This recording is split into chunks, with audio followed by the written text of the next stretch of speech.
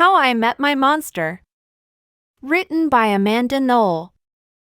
Illustrated by Howard McWilliam. One night, when I reached under the bed for my truck, I found this note instead. From the office MRZ.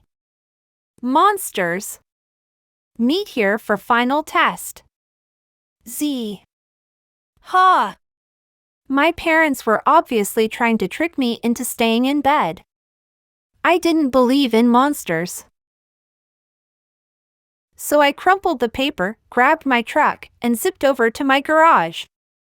I heard some creaking and rumbling, but I wasn't scared.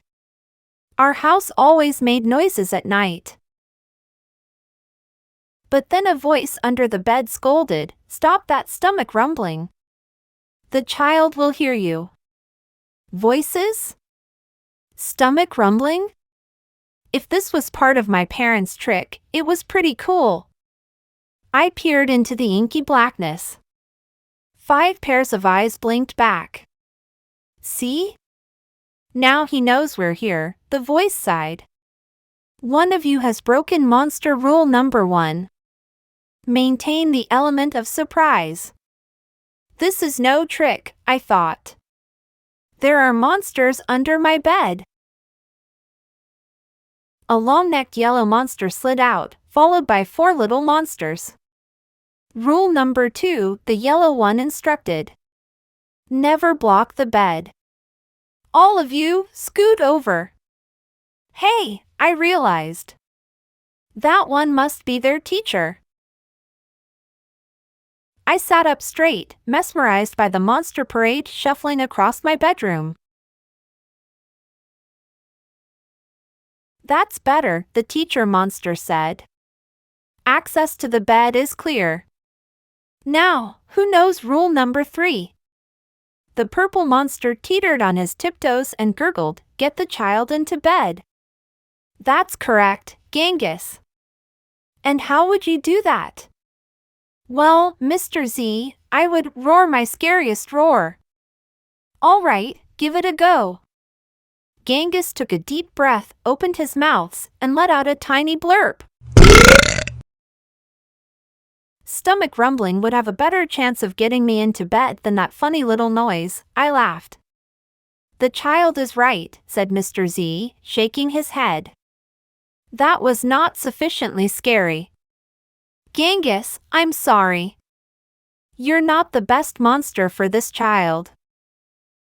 There was some creaking as Genghis slunk beneath the bed. Before I could investigate where Genghis had gone, Mr. Z asked, "Now who wants to try to get the child into bed?" The orange monster looked at the ceiling and the red monster looked at the floor. Only the green one looked at me. First, he stared at my toes and started drooling. Then he took a step toward me, and I heard that rumbling noise again. I sprang into bed so he couldn't get my feet. Mr. Z blinked. Very unconventional, Gabe. Your stomach gurgles seem to be what this child needs. What I needed was to make sure this little Gabe monster didn't eat my toes. Right, you 3. The child is now in bed, said Mr. Z. As every monster knows, the ultimate objective is rule number 4. Who can tell me what that is? The orange monster bounced and squeaked. The child in bed until it falls asleep. Correct, Morgan. And how would you accomplish that? Shadow puppets. Shadow puppets, she squeaked again. Gabe whistled through his nose and I snickered, but Mr. Z said, "Interesting idea. Try it." Morgan hopped onto my night table and flailed her arms near my lamp. Silly shadows blobbed onto the wall, and a cloud of fluffy fur tickled my nose. Morgan, stop at once. Mr. Z ordered. You're supposed to scare him, not make him sneeze. I'm sorry, but you're not a match either. Morgan's arms flopped to her sides and she scuttled under my bed. There was some more creaking, and Morgan was gone. After all that sneezing, I really needed a tissue. Suddenly, a huge shadow of uncut claws loomed across my room. Awesome! I thought. And kind of scary. I froze in place. Powerful performance, Gabe, said Mr. Z, but do either of you see a problem? Ooh, I know, chirped the red monster. The child is out of bed again. Correct, Abigail, Mr. Z continued, and one of you must get him back in. Let's revisit rule number 1. Maintain the element of surprise. All at once, poof! The monsters vanished. Then I heard more rumbling. Were they hiding in my closet making noises to scare me? Ha! No! It was only my stomach grumbling. All this excitement was making me hungry. I tiptoed past the closet and peeked out the door. So far, so good. No monsters. Then I stepped over the squeaky stair and sneaked down to the kitchen. As I reached into the pantry, I heard some chattering behind me. I sure hoped it wasn't that toll-loving Gabe. I yanked open the fridge. Ha! It wasn't Gabe. It was just the red monster, shivering on the shelf. Found you! I laughed.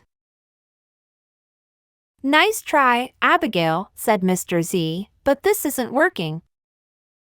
You're not the right monster for this child. But Mr. Z, she whined, it's not my fault he's not scared of me. I'm sorry, Abigail. Let's go. Abigail clomped behind Mr. Z. When I heard the creaking, I knew she was gone. I grabbed some crackers and headed upstairs, wondering if Gabe was gone too. I munched all the way down the hall. Then went into the bathroom to brush my teeth again. When I opened the door a minute later, Gabe was definitely not gone. He was right there, and he was huge. I charged into my room and slammed the door. When I leaped into bed, I knew my toes were safe. Phew! I was surprised to hear breathing under my bed. Ragged breathing. And stomach rumbling. Hey, kid, Gabe growled. Good to see ya. I pulled my covers up tight. Now, if you don't mind, I'd like to start the evening with an ominous puddle of drool. I peeked over the edge of the bed. Green ooze spread soundlessly from underneath. Then the bed quivered as Gabe unfurled his spiked tail. Well, this looks quite promising, Mr. Z noted. When I heard some more creaking, I knew Mr. Z was gone. I was alone, with Gabe. Gabe loomed over my bed and began sharpening his uncut claws on my bedpost. How'd you get so big? I gasped. Rule number 5, my friend, he explained. People food makes monsters grow. So thanks for the crackers. Got any toes I can munch? I scrunched in my feet so Gabe couldn't get them. This was way better than playing with trucks.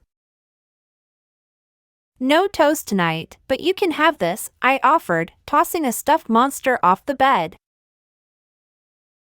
Gabe dove for it.